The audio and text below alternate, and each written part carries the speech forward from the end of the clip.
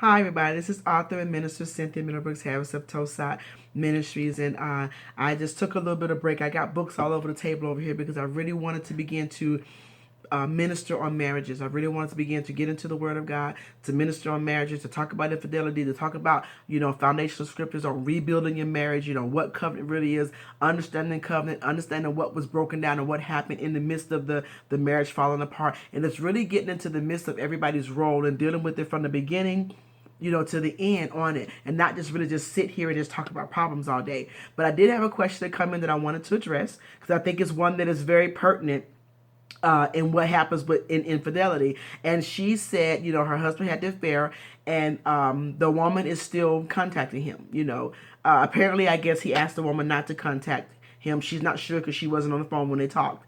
But the woman is still calling, texting, emailing, messaging him, and she wanted to know, should I confront her and ask her not to call him? And my take on it is kind of, it depends. I mean, every situation is different. It depends on how the relationship was with him. If the man is really serious about his wife and his marriage, then he should have no problem in front of the woman, his wife, with the other woman on the phone saying, hey, I want you to not call me anymore, to not contact me anymore, because my wife and I are trying to make our marriage work. So I really want you to not call me anymore. Don't contact me. Don't text me. What we had is over. I apologize to you for maybe leading you on. I should have never got involved with it in the first place. I'm married and I had a vow to my wife.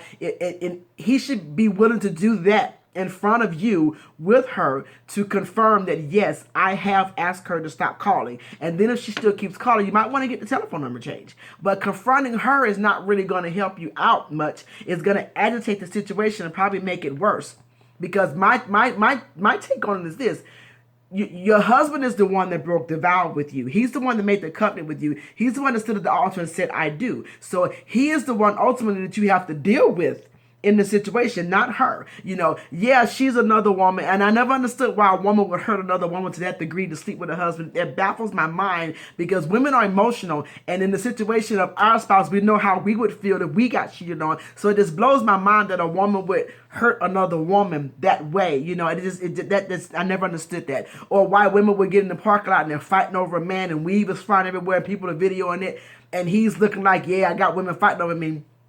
I never understood that. You have to deal with the one that you're in the relationship with. You have to deal with your spouse. Are you willing to change your number? Change your cell phone number. And I would say the content of the text is what's going to give you the key. Is she texting like they just talked this morning? Or is she texting like she's pleading for him to call her? She misses him or whatever, and it's been months or a year or whatever since they talked? Or is she talking like, hey, this morning they just talked? You can kind of tell within the context of the text if they just talked today, or if she's pleading to kind of get back with him. So that's a tricky one. I would use it generally to say your dealings are not with the other woman, your dealings are with your spouse. So why involve her in it unless she's just really being a fatal attraction? Then you have to get authorities involved in it. Other than that, I would say deal with your spouse. And if he's not willing in front of you to get her on the phone and say, hey, don't call me anymore. If he's not willing to do that, then I would question whether or not he's actually really broken this thing off with her. Because, hey, if he's in love with her, it's not as easy for him to break it off because he's actually in love with two women. So I would just really say sit down and speak with your spouse and say, hey, can you call her in front of me again? And just say to her, stop calling, stop talking. If he's willing to do that, then he probably has no problem, and he probably has really severed it. So that's a tricky one, but in most cases, I would say, what is confronting her really going to do? She's not really your problem. Your husband is. The commitment was with him. The vow was with him. The problem is with him. He's the one that broke the vow. There is no Jezebel without Ahab. So he had to allow her to come into the space and be a part of and he broke the vow and slept with another woman. He did that. So I would just say deal with him and don't deal with her unless it's a fatal attraction. And then of course you're going to have to get the authorities involved. So hopefully that'll help your question. Like I said, everyone is different. There are some times where you may have to confront her and say, hey, you know what? I really wish you would stop trying to. He's really trying to not talk to you. Can you really just stop? But in most cases, if the spouse in front of you talks to her, the woman would usually generally back down unless she's just really one of them crazy types that just really tripping, you know, but hopefully it's not that way and you guys can reconcile it without you confronting her and getting yourself dirty with her.